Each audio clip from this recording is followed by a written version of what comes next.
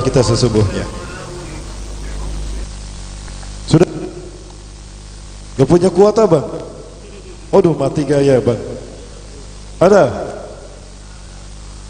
Apa arti idola?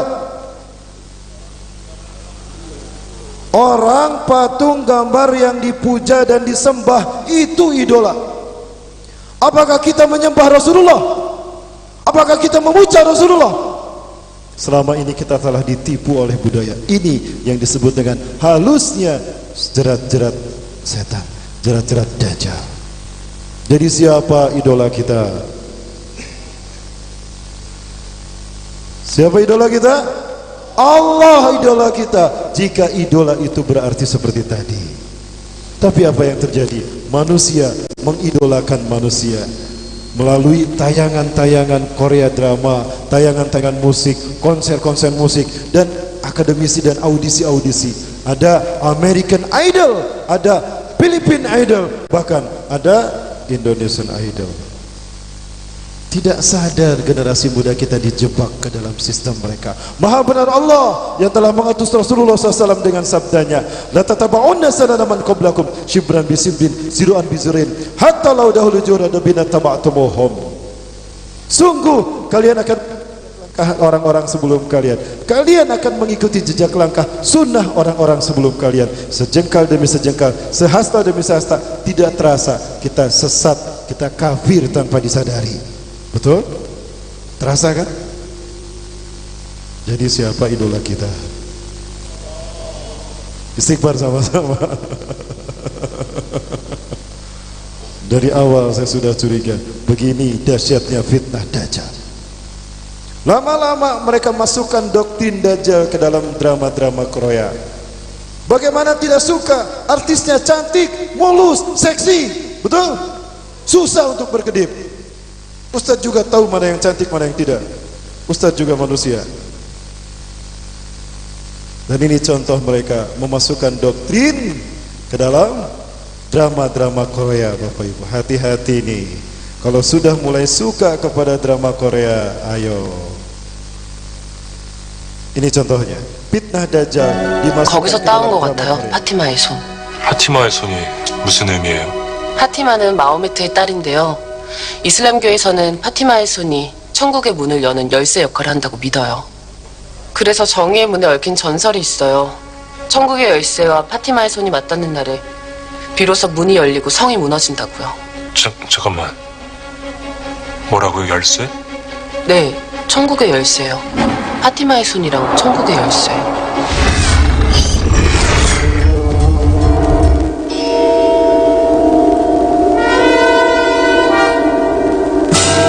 Tidak pernah ada riwayat yang menyebutkan kalau ini adalah tangan Fatimah. Tidak ada.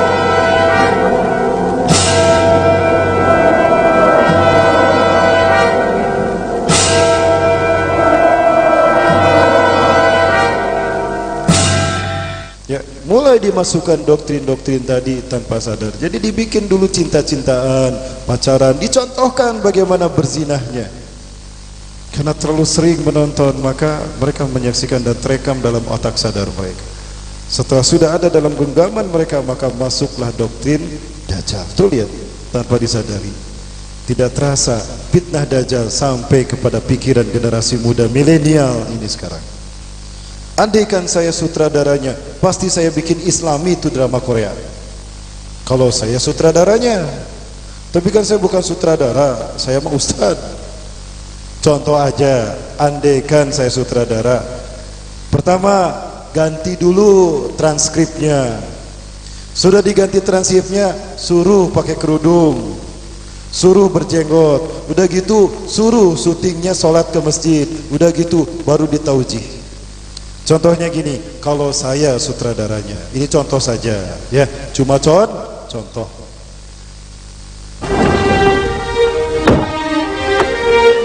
Tunggu bentar, kamu tuh kenapa sih? Apalagi yang harus diperdebatkan? Kita pacaran. Memang ada yang salah ya? Saat pacaran wajar bagi kebanyakan orang. Disitulah kita harus melawan. Wa mal hayatud dunya illa mata'un ghururi. Dan tidaklah kehidupan dunia hanyalah kesenangan yang menipu dan memperdaya. Wa zayyana lahum syaitan a'malahum. Syaitan itu senantiasa menghias amalan-amalan yang buruk seolah-olah terasa indah. Dan sekarang aku baru menyadari, mencintaimu harus dengan cara yang benar. Kita harus saling memantaskan diri lillahi ta'ala. Kalau itu keputusan kamu, insya Allah aku ikhlas. Aku tunggu di hari itu. Tapi laki-laki yang dia nggak pacaran, bukan karena nggak laku, bukan karena nggak mau, bukan karena nggak bisa, tapi karena dia taat pada Allah Subhanahu wa Ta'ala. Yang kayak begini akan menghormati Anda karena Allah Subhanahu wa Ta'ala. Yang kayak begini akan menjaga Anda karena Allah Subhanahu wa Ta'ala. Nah, kalau saya sutradaranya, saya bikin kayak gitu. Tapi kan saya bukan sutradara film. Jadi hati-hati ibu-ibu, ayah-ayah Anda. Fisiknya bersama kita, jiwanya bersama Dajjal. Tidak sedikit anak muda yang sekarang menjadi pengikut sekte pemuja Dajjal, Pak. Ya, ada beberapa pemuda yang datang kepada saya, aku kalau dulu pernah menjadi pengikut sekte pemuja Dajjal. Ritualnya touring ke gunung-gunung. Begitu sampai di gunung di pertengah malam, pas jam 12 malam, mereka melakukan ritual minum darah aborsi. Sebelumnya mereka menyalakan api unggun dibentuk segitiga. Ya, kemudian membacakan mantra-mantra tertentu. Ini pengakuan orang yang pernah melakukannya dan dia sudah hijrah dan bergabung bersama kami. Ini Bapak Ibu, jadi waspadai. Sekarang banyak upaya musuh-musuh Islam menghancurkan generasi muda. Itulah fitnah Dajjal. Jadi sebelum Dajjal muncul, fitnah Dajjal akan tercipta semula duluan. Jika fitnah Dajjal sempurna, di saat itulah Dajjal muncul. Baik, Bapak Ibu rahmati Allah, menutup dari apa yang saya sampaikan, kita lihat tentang penjelasan kapan Dajjal muncul. Dajjal akan muncul setelah munculnya Imam Mahdi. Imam Mahdi akan muncul duluan. Dan jika Imam Mahdi sudah muncul, maka saya khawatirkan kita belum siap untuk menerimanya. Kenapa? Karena begitu Imam Mahdi muncul, perang akan terjadi sampai turunnya Nabi Isa alaihissalam. Saya khawatir Imam Mahdi muncul tahun ini. Seandainya Imam Mahdi muncul di tahun ini, pas di saat momen ibadah haji, persiapkan jihad yang terbaik. Berlatih dari sekarang. Upayakan fisik kita terlatih. Berlatih kuda, pedang, panah, karena di saat itulah itu yang akan dimanfaatkan sampai nanti perang melawan Dajjal. Kita lihat penjelasan Rasulullah tentang Dajjal. Suatu hari Rasulullah SAW ceramah menjelaskan panjang lebar tentang fitnah akhir zaman. Salah satunya tentang Dajjal. Innahu sayakhruju min hunak. Dajjal akan keluar dari sana.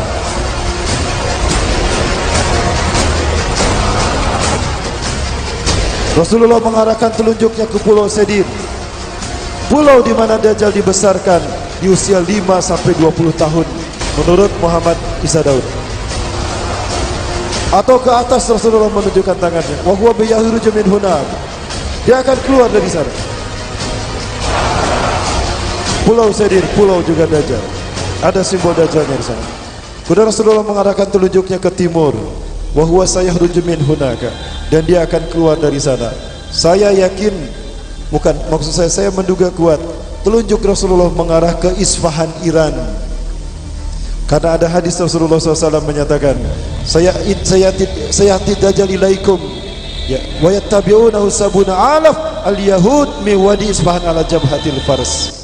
Dajjal akan datang kepada kalian diikuti oleh 70.000 bangsa Yahudi Isfahan, Iran, menggunakan jubah Persia. Rasulullah mengarahkan telunjuknya ke timur, kemungkinan Iran. Maka memang tidak salah jika Iran nanti akan diperangi oleh kaum muslimin. Ya. Banyak simbol-simbol bangunan atau bangunan-bangunan yang di bumi ini bertelakan simbol-simbol Illuminati. Tidak terkecuali di sini.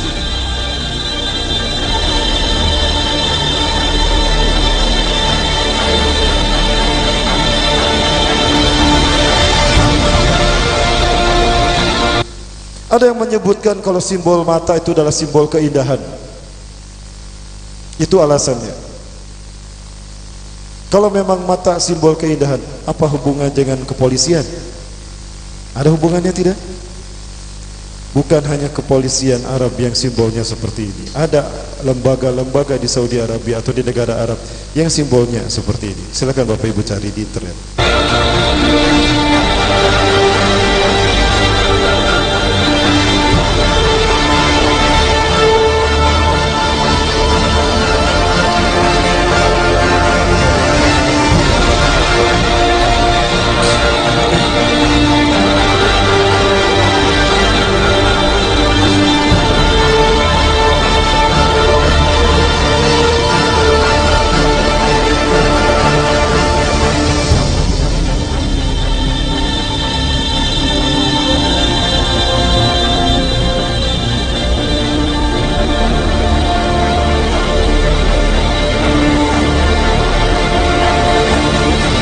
Ini ciri-ciri Dajjal ketika datang.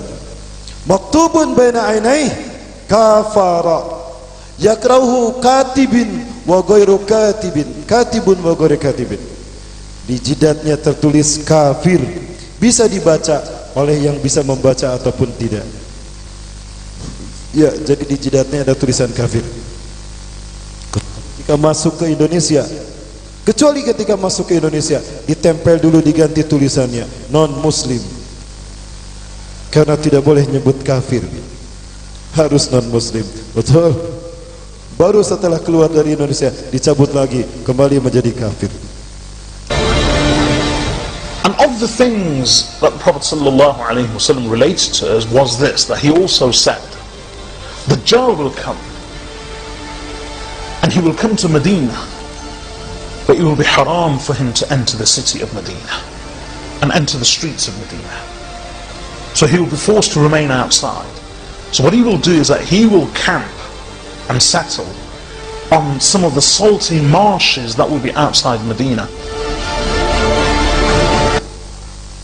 Rasulullah SAW menyebutkan, innahu sayati ila Madinah, dia akan datang ke Madinah wa huwa mani'un min duhuluha, tapi Dajjal tidak bisa memasuki Madinah. Kenapa? Karena setiap pintu gerbang Madinah dijaga oleh dua malaikat dengan panah-panah mereka. Dajjal masuk satu langkah saja ke Madinah, dipanah dia oleh malaikat, mati itu Dajjal. Maka Dajjal takut mati, takut dipanah, maka dia keluar, tidak masuk ke Madinah, tapi tinggal di sebuah bukit bergaram. Jika Bapak Ibu umrah ke Mekah Madinah, ya umrah ke Mekah plus Madinah, city tour Madinah, ketika jalan-jalan ke Masjid Qiblatain, lihat di belakang Masjid Qiblatain ada bukit, itulah Jabal Habsi. Satu-satunya tempat bergaram yang nanti satu-satunya tempat bergaram yang Dajjal akan naik ke sana.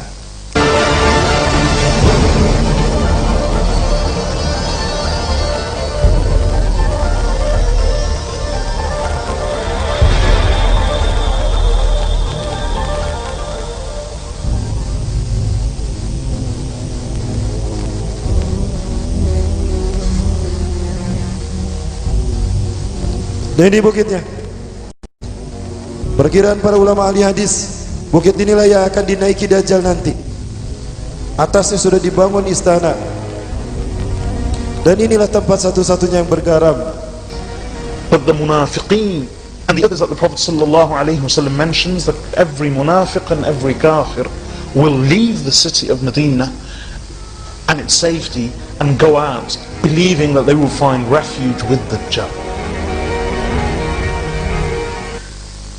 Satu hadis yang membuat saya khawatir Dajjal muncul di zaman kita, ini dia. Sayati Dajjal wa yas'adul jabala, innahu sayas'adul jabala, dia akan mendaki gunung, kata Rasulullah. Tadi gunung kan? Tadi gunungnya.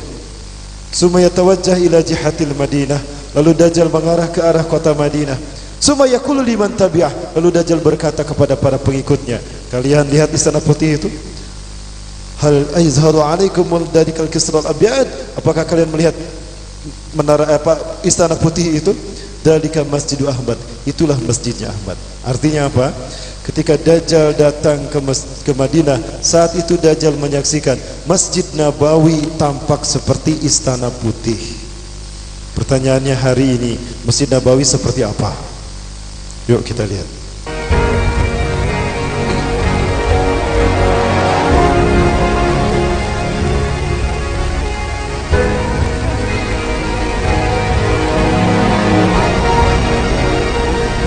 Ini Masjid Nabawi di siang hari, apa warnanya? Putih. Dan ini di malam hari, apa warnanya? Setahu saya Masjid Nabawi tidak akan dirubah. Yang ada adalah diperluas. Sekarang perluasan pun hampanya sudah hampir berhenti. Di dekat makam Baqi pun sudah selesai perluasannya sejak 2019 kemarin.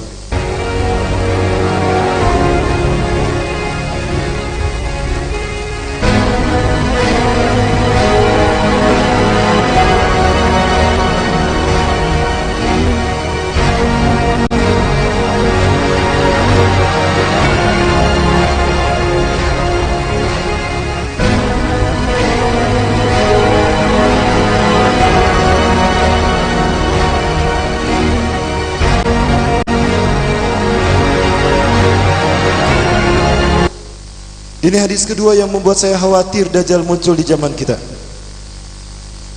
Innahu mani'un min duhulil Madinah. Dia terhalang dari memasuki Madinah. Walaha sab'atu abwab, dan pada saat itu Madinah punya 7 pintu gerbang. Jadi ciri kalau Dajjal ada datang ke Madinah, saat itu Madinah punya 7 pintu gerbang. Sekarang Bapak Ibu, Madinah punya berapa pintu gerbang? Kita hitung ya. Kita hitung sama-sama.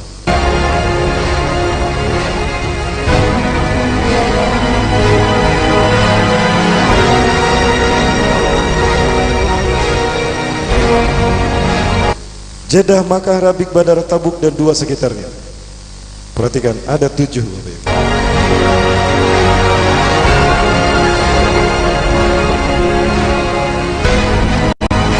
Satu, 2, 3, 4. 7 pintu gerbang. Jadi Dajjal muncul di zaman siapa? Hati-hati dan waspada.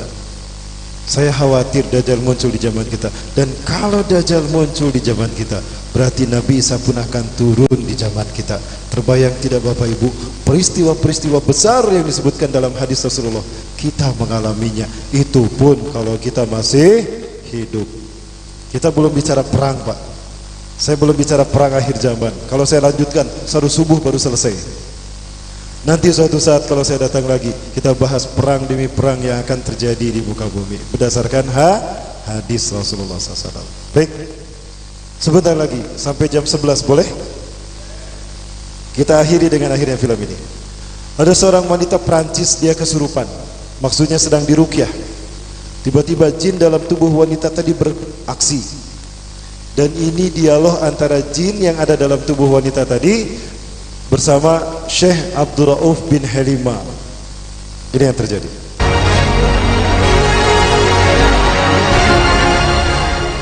Je dirais la plus grande puissance que mon père a. Tôt ou tard, son fils, le plus grand, viendra. Son fils le plus grand viendra. Oui, Tu parles de qui?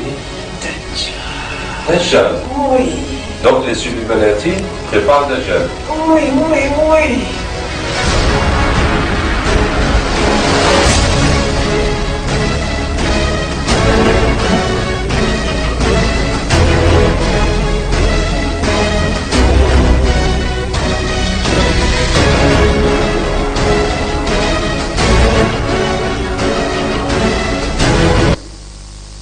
Namun tidak usah khawatir, Rasulullah SAW menyatakan Allah berjanji akan menurunkan kembali Nabi Isa AS. Nabi Isa akan turun ketika umat Islam berhasil mengalahkan Bani Rum. Eropa kalah saat itu dan perang tanpa teknologi pun akan terjadi. Kalahnya Eropa menandakan perang dengan nuklir pun berakhir. Saat itu terjadi peristiwa di mana teknologi akan hilang. Karena Dajjal muncul tanpa teknologi. Saat itu teknologi sudah tidak ada. Saat itu umat Islam akan sholat subuh berjamaah. Wa imamukum minkum, dan imam kalian adalah dari kalangan kalian sendiri, Imam Mahdi. Wa huwa yusawwu sufufakum, dan beliau meluruskan saf salat kalian. Istawu sufufakum, tarasu atadilu, luruskan, rapatkan saf kalian. Falamma yuzawwu sufufakum, tatkala Imam Mahdi sedang meluruskan saf salat kita, fanazala Isa bin Maryam ala janahain malakain indal manatir in maratir balida syarqiyah di Masqa. Turun Nabi sallallahu alaihi wasallam memegang sayap dua malaikat di sisi menara putih di Damaskus Timur. Satu-satunya masjid di Damaskus Timur yang punya menara putih cuma Masjid Umawi di Aleppo. Di Aleppo. Kita bahas nanti Suriah Bapak Ibu. Saya butuh 2 jam untuk membahasnya. Nanti ya, kalau ditakdirkan bertemu lagi. Sudah kita selesaikan ini boleh? Setelah Nabi Isa turun, Imam Mahdi mempersilakannya. Ta'al ya Nabi Allah, salilana. Mari Nabi Allah, imami kami salat. Imam Mahdi mundur. Ternyata Nabi Isa alaihissalam menolak untuk menjadi imam, dan memang Nabi Isa tidak akan menjadi imam untuk kita pada saat itu jika Imam Mahdi masih hidup. Maka Imam Mahdi didorong, la taqaddam hadhihi ukimasla. Didorong tuh Imam Mahdi oleh Nabi Isa. Kamu ke depan. Hadhihi ukimaslak, salat ini dikumandangkan untukmu.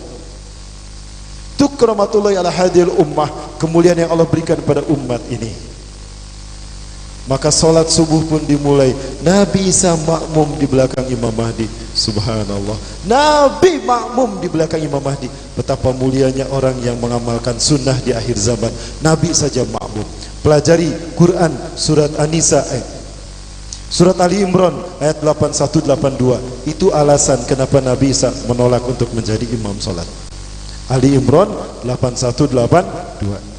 Selesai salat berjamaah subuh, Nabi SAW bersabda, iftahil bab, buka pintu masjid itu.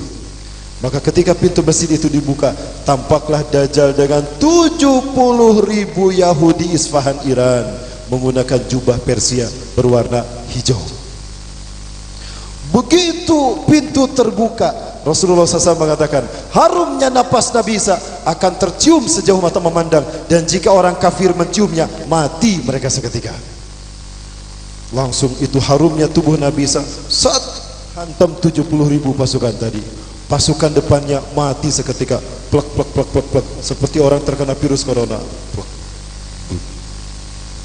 Sisanya lari tunggang langgang.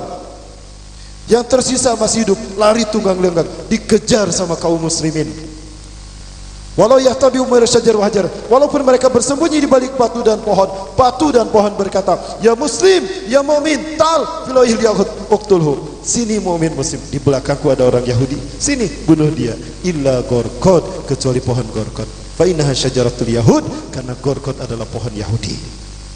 Adapun Dajjal begitu menyaksikan Nabi Isa ada di dalam masjid, merinding dia, mencair keringatnya. Rasulullah SAW mengatakan, laula yasruku lamatu binafsi. Andaikan Nabi Isa membiarkan Dajjal, dilihat aja begini sama Nabi Isa, mati itu Dajjal. Tapi Allah berkehendak Dajjal mati di tangan Nabi Isa. Dikejar Dajjal sama Nabi Isa. Kemanapun Dajjal pergi, Nabi Isa selalu ada di depan. Pergi dia ke barat, Nabi Isa ada di depan. Mau kemana kamu? Hah? Lari ke timur. Hah? Ada. Lari ke barat, ada. Lari ke selatan, ada. Stres Dajjal. Pasrah dia, terdamparlah di pintu Lut. Palestina sebetulnya, tapi sekarang diklaim jadi Israel. 13 mil dari timur Tel Aviv. Saya tidak bisa masuk, hanya lewat saja Bapak Ibu. Ya, kalau kita ke West Bank, kita bisa masuk ke jalan-jalan di Israel atau Palestina sebetulnya. Ya, cuma belum pernah saya masuk ke Lut, maksudnya melihat pintu ini. Namun ada satu pintu yang diberitakan terdapat di pintu Lut, dan inilah pintunya. Pertanyaannya, apakah di pintu ini Nabi Isa membunuh Dajjal? Wallahu a'lam bishawab. Kalau betul di pintu ini, subhanallah.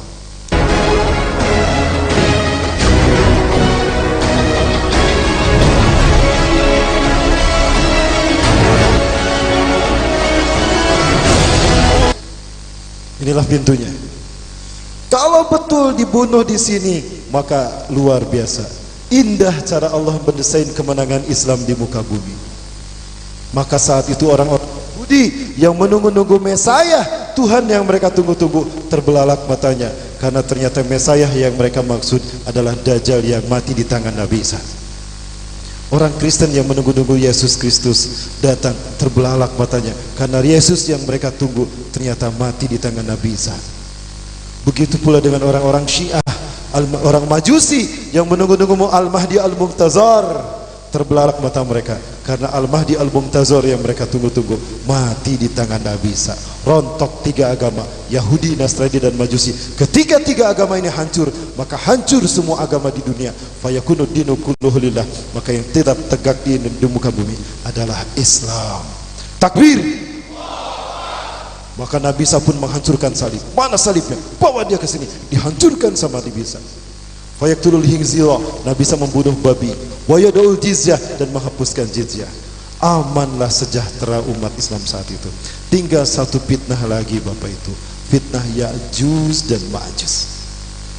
Maka kaum muslimin pun masuk ke dalam ruangan. Jangan ada yang keluar malam ini, kata Nabi Isa. Ya'juj Ma'juj akan keluar membantai siapapun yang ada. Masuk kalian semuanya. Nabi Isa aja tidak berani melawan Ya'juj Ma'juj. Ya. Masuk bersembunyi, maka Ya'juj Ma'juj turun dengan cepat. Saat jika ada manusia yang mereka datangi, mati dengan dibantai itu dan dinikmati, dimakan oleh Ya'juj Ma'juj. Habis orang-orang di muka bumi kecuali yang sembunyi yang ada di situ saat itu. Salah satu dari mereka melemparkan tombak ke langit. Tombak itu kembali dengan berlumuran darah. Sekarang pun penduduk langit, sudah kita mati. Hidup Ya'juj Ma'juj, hidup Ya'juj Ma'juj. Maka apa yang terjadi? Allah menghukum mereka. Allah menurunkan ulat, hujan ulat pun turun dari langit menghujani mereka. Masuk lewat punduk mereka, ada yang menjalar ke otak mereka, mati mereka. Ada yang menjalar ke jantung, ke paru-paru, dimakan oleh ulat tadi. Matilah semua Ya'juj dan Ma'juj. Besok paginya kaum muslimin menyaksikan Ya'juj Ma'juj sudah tidak hidup lagi. Bebaslah semua fitnah dari umat Islam. Merdekalah umat Islam saat itu. Maka makmur sejahtera, tegaklah Islam di seluruh dunia. Nabi Isa menikah dengan gadis Arab dan punya 3 anak laki-laki. Imam Mahdi kemudian meninggal setelah 7 atau 8 atau 9 tahun memimpin umat Islam. Lalu meninggal dan disolatkan berjamaah oleh Nabi Isa menjadi imamnya. Dimakamkan kalau tidak salah di Syam. Lalu Nabi Isa mengangkat Al-Qahtani sebagai khalifah terakhir umat Islam. Nabi Isa pun berbaiat kepada Al-Qahtani. Lalu kemudian Nabi Isa meninggal dunia, dimakamkan di samping kuburan Umar bin Khattab. Maka berjejer makam Rasulullah, Abu Bakar, Umar dan Isa bin. Setelah itu Allah mencabut nyawa orang beriman ketika Al-Qahtani memimpin dunia. Akan berhembus sebuah angin dari bumi Hijaz antara Mekah dan Madinah. Angin itu sepoi-sepoi Bapak Ibu. Saking indah dan lembutnya disebut iliyin. Jadi jangan senang kalau ada angin sepoi-sepoi. Duh, angin enak sekali. Padahal angin iliyin, mati dia. La tamuru ala hadin kana fi qalbi misqalatin min iman illa kubatatsu. Tidaklah ada seorang pun yang dalam hatinya ada iman, walau sebesar biji sawi, angin ini akan mencabut nyawanya. Maka yang tersisa di muka bumi adalah manusia yang tidak punya iman walau sebesar biji sawi. Merekalah yang akan menyaksikan kiamat terjadi. Jadi ketika kiamat terjadi, orang beriman sudah tidak ada. Apakah orang Islam sudah tidak ada saat itu Rasulullah? Oh, banyak orang Islam saat kiamat terjadi. Tapi mereka tidak punya iman walau sebesar biji sawi. Jangankan hati, tenggorokan mereka tidak tersentuh oleh iman mereka. Lalu di mana iman mereka? Iman mereka ada di pangkat, iman mereka ada di jabatan, dan iman mereka ada di triliunan. A'udzubillahi min dzalik. Maka hancurlah alam semesta saat itu. Kiamat pun terjadi di hari Jumat di waktu subuh. Hancurlah alam semesta, maka selesailah kehidupan umat manusia di muka bumi ini. Dengan demikian selesai pula ceramah saya malam hari ini. Sudah kita kumpas ya, tuntas akhir zaman, betul? Sampai kiamat kan? Baik, setelah itu apa yang terjadi? Nanti kita bahas 7 hari setelah hancur kiamat. Yaumul Sa'ah, Yaumul Ba'as, Yaumul Mahsyar, Yaumul Hisab, Yaumul Mizan, Yaumul Jaza, Yaumul Khulud. 7 hari menuju perjumpaan dengan Allah. Seperti apa? Nantikan jam tayangannya di kunjungan saya berikutnya. Bersama Forum Komunikasi Remaja Masjid Semandala, Medan. Barangkali itu Bapak Ibu yang dapat saya sampaikan. Terima kasih sudah mengundang saya kepada DKM Darul Iman. Mudah-mudahan ini menjadi momen yang berharga, mudah-mudahan bermanfaat apa yang saya sampaikan. Bermanfaat tidak Bapak Ibu? Itu yang benar dari Allah, bukan dari saya. Yang benar dari Allah, yang salah betul itu dari kedaipan pribadi. Dan saya beristighfar. Bapak Ibu dimati Allah, jangan lupa doakan saudara-saudara yang ada di Uighur, saudara-saudara kita yang ada di Palestina, saudara-saudara kita yang ada di Suriah. Mereka sekarang sedang diuji iman mereka hidup dan mati. Ya, kalaupun kita tidak bisa dengan doa, kita bisa dengan harta, itu dapatkan ke dalam hati kita. Amin ya rabbal alamin. A'udzu billahi kama yanbaghi li jalali wajhikal karim wa 'azimi sultanik. Allahumma shalli ala sayyidina Muhammad sallallahu alaihi wasallam. بطيب القلوب ودمائها وعافية الأبدان وشفائها ونور الأبصار وضيائها وصلى على آله وصحبه أجمعين. اللهم أنت ربنا لا إله إلا أنت خلقتنا ونحن عبادك ونحن على عهدك ووعدك ما استطعنا نعوذ بك من شر ما صنعنا نبو لك بنعمتك علينا ونبو بذنوبنا فاغفر لنا فإنه لا يغفر الذنوب إلا أنت. اللهم اهدنا ووفقنا وإلى صراطك المستقيم بجلالك الكريم يا أكرم الأكرمين ويا أرحم الراحمين. اللهم اعكس قلوب العلماء، اللهم اعكس قلوب العلماء والزعماء والمسلمين من نومهم ومن غفلتهم العميق واهدهم سبيل الرشاد. اللهم اعز الإسلام والمسلمين وأذل الشرك والمشركين وانصر عبادك الموحدين ودمر أعداءك أعداء الدين وقنا والمسلمين من شر مصائب الدنيا والدين. اللهم أنقذ المستضعفين من المؤمنين في أويغور. اللهم أنقذ المستضعفين من المسلمين في أويغور. اللهم اشتد وطأتك على كفار بلاد تشينا الذين يقاتلون إخواننا المسلمين في أويغور وفي كل بلدان المسلمين عامة. اللهم شتت شملهم وفرق جمعهم واجعلنا في نفورهم يا أرحم الراحمين. اللهم ارزقنا حبك وحب من يحبك وحب من يحب نبيك وارزقنا اتباع سنة محمد صلى الله عليه وسلم وسنة خلفاء الراشدين المهديين. اللهم اجعل بلادنا هذا إندونيسيا بلدة طيبة ورب غفور واتنا آمرا عادلا يقودنا إلى سبيلك وإلى رضوانك وإلى السلامة الدنيا والآخرة. ربنا آتنا في الدنيا حسنة وفي الآخرة حسنة وقنا عذاب النار. سبحان ربك رب العزة عما يصفون وسلام على المرسلين والحمد لله رب العالمين. Terima kasih kepada DKM Masjid Darul Ikhwan dan saudara-saudara yang sama-sama hadir. Terima kasih siapapun yang hadir. Terima kasih sudah mau. Saya pamit Bapak Ibu, saya besok kembali ke Bandung. Assalamualaikum warahmatullahi wabarakatuh.